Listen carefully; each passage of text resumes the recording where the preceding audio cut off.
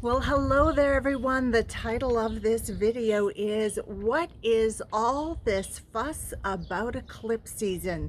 And in this video, I'm going to talk about basic information about eclipses.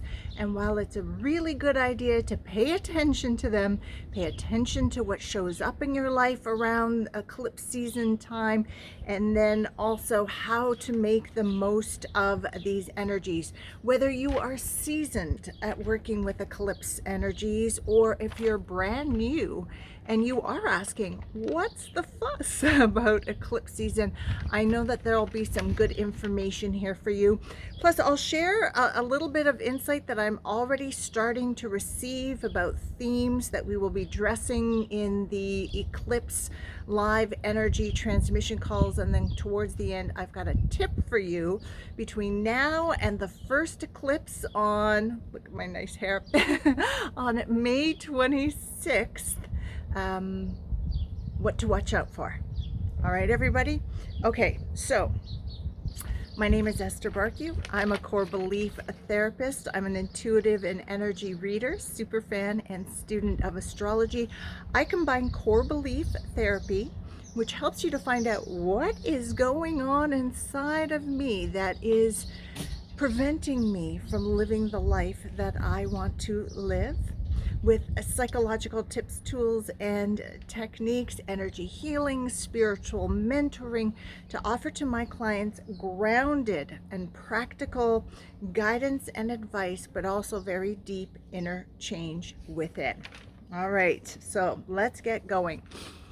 When we talk about eclipses, maybe you're watching videos, you're reading a post or an article, there are certain terms that come up over and over again to describe eclipses, and that's because they are very appropriate. So some of those are eclipses. They shake us to wake us up. Okay, that's one of my favorites because that seems to happen quite often. Eclipses are game-changing energy. It's like, what just happened? The game just changed. All right. Wild card energy, like out of the blue, something has come. It could be random. It could be last minute, right? Really shake things up. It can be quite dramatic energy. Sometimes it is very subtle, but often it can be like, boom, arrives on the scene, right? Very dramatic. It's course correcting energy, right? When we are moving through life and maybe we're asking and we're praying and we want to manifest something, but we're not following the clues. We're not listening to God's guidance, to universe's guidance, to higher self's guidance. And we're kind of meandering this way. Often during eclipse seasons, universe will come in with the energies and say, wait a minute, it's time for me to step in here. I've been waiting for you to follow these clues, but you're not. So I'm just going to course correct you. Okay. So sometimes it's course correction energy. Eclipses can be full of, oh, wow, energy. Like, wow, look what just happened. Why? Because it's not just about unpleasant surprises or experiences. It could be the culmination of something that you've been wanting, a manifestation finally come. You go to the store and there it is, the woman, the man of your dreams. The job that you were told 5 months ago that we filled it with somebody else, they call you back and say that person didn't work. We knew you were the best one. I don't know why we didn't hire you the first time. Do you want that job back now? People who've been trying to get pregnant will get pregnant. Engagements will happen. You might have a windfall of money, or maybe you have like a health concern and you've been researching and seeing doctors and nothing is coming up, and then all of a sudden during eclipse season, that piece of information that changes everything comes into your life experience. Okay. And remember, this eclipse season coming up is also when Jupiter, planet of expansion, good luck, good fortune, wealth creation, all of that really juicy energy is in the sign of Pisces, It's home. It loves it here. It's going to be hanging out here till the end of July. I did a video on it earlier. I'll put a link below. Please make sure you check that out, because that is also going to be part of eclipse season. So while I do see this upcoming eclipse season, May 26th, June 10th is the solar eclipse, as being quite dramatic, I also see that a lot of people are going to be manifesting some really great stuff. Okay, just make sure you're following the clues. Eclipses point us in a certain direction and say, pay attention to this.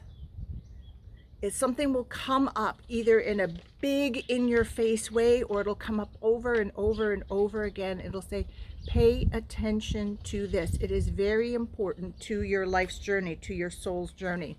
Now, some people go through eclipse season smooth sailing. Other people, it really rocks their world. I have had several eclipse seasons that really rocked my world.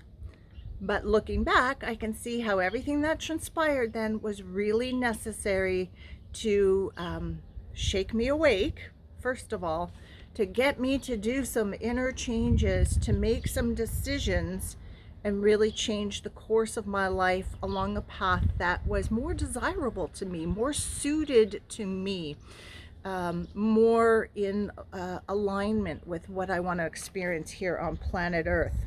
All right. And what determines that? Well, if you're into astrology, your chart determines it. I don't remember. I'm a student of astrology. I know a lot about it, but I don't do charts for people. So if you want to know how are these eclipses going to affect you specifically, then find someone really credible and get your chart done. Okay. Let's see. Okay, so more basics about eclipses. Every year we have 2 seasons of eclipses. That's what we call them, because eclipses come in pairs, a lunar eclipse and a solar eclipse. And when they come together, we call it a season. This is the first season coming up for 2021. Sometimes we have 3 seasons. We do. And sometimes there's 3 eclipses in a season. So it's not a hard and fast rule. But this first season coming up will have 2 eclipses. A lunar eclipse is always full moon energy, endings, culmination. Solar eclipse is always new moon energy, new beginnings, fresh starts. But it's like souped up, revved up energy, all right, in our lives. And depending on where you are on Earth, you may or may not see the eclipse in the sky.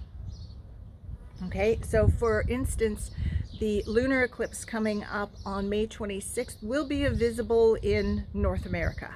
Here in Europe, we're not going to see it because it's going to be daytime for us. But when the solar eclipse comes along, we'll be able to see it here in Europe and in North America. All right, so it just depends on where you are on Earth, but everybody receives the energies. The key is, are you receiving them consciously in a co-creator conscious manner, or are you receiving them by default? All right, and a lot of people do. I know for a longest time, I did, and I'm sure you did as well. Each eclipse happens in a sign. All right, so our lunar eclipse coming up is going to be in the sign of Sagittarius. The solar eclipse is going to be in the sign of Gemini. And eclipses happen in families of signs. So for about a 2, maybe 2.5 year period, you'll notice that the eclipses are happening in the same signs over and over again. And this is like we're building on the energy. We're building from one eclipse to another. We're building on themes.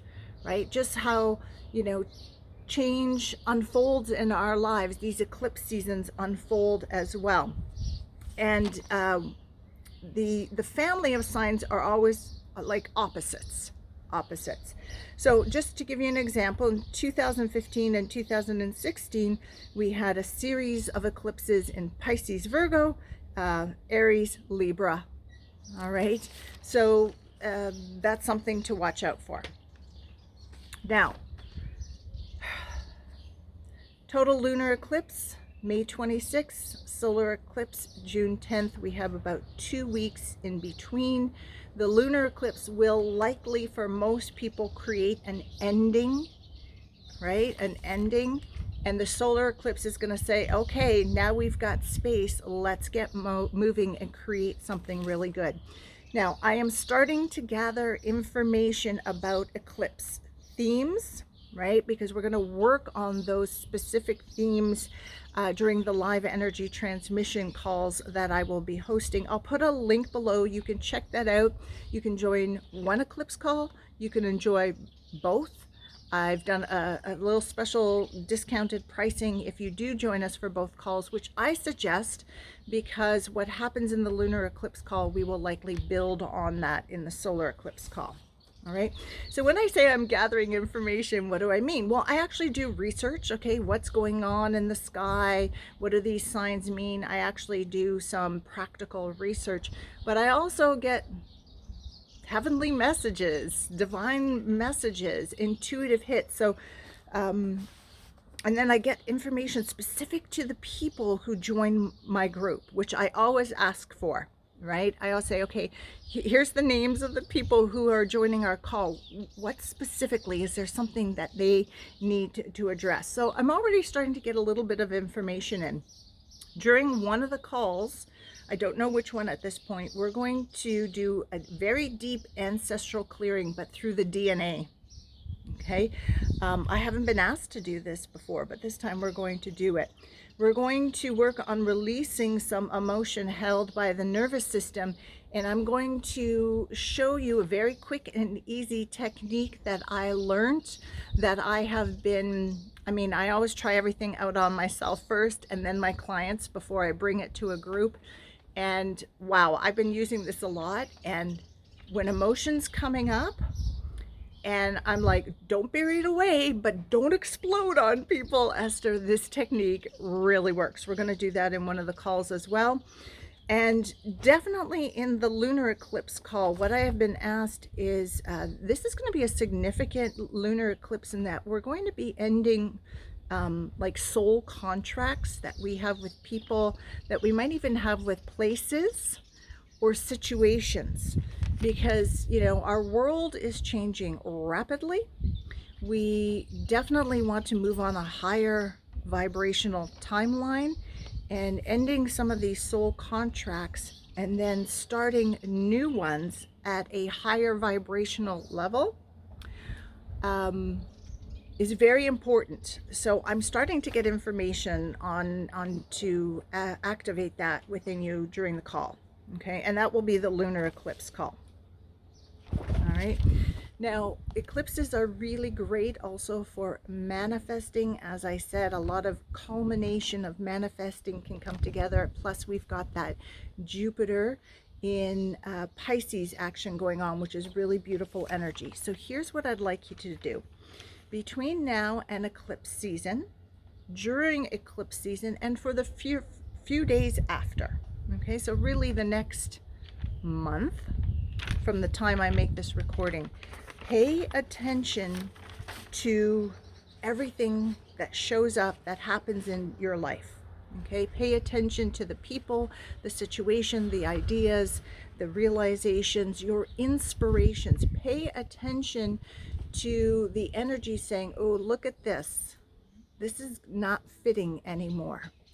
And I would suggest, write it down and take note of it, because likely this is something that you will be working on during this eclipse season, perhaps even the eclipse season after. And speaking of that, there is one piece of information, and I forgot, I wanted to say this earlier. I mentioned that eclipse seasons build upon one another. These next two eclipses coming up are building upon the eclipses that we had in December. So if you can sit back and reflect, what was happening in your life, what changed, what presented to you that you followed through on, and it's time to take a next step, or maybe it's going to culminate now, or maybe it presented and you went, no, I'm not ready for that yet. And it's going to come back up again for revisitation. this next eclipse season will build on that. All right, so I mean, I'm pretty good about reflecting back and remembering what was happening during eclipse seasons. I'm having a difficult time to do it this time, but I'm going to actually make an appointment, sit down, and just ask my higher self to reveal that information to me, so we can work with the energies. All right, everybody, so this is why we make a fuss about eclipse season. All right, hope this helps. Ciao for now.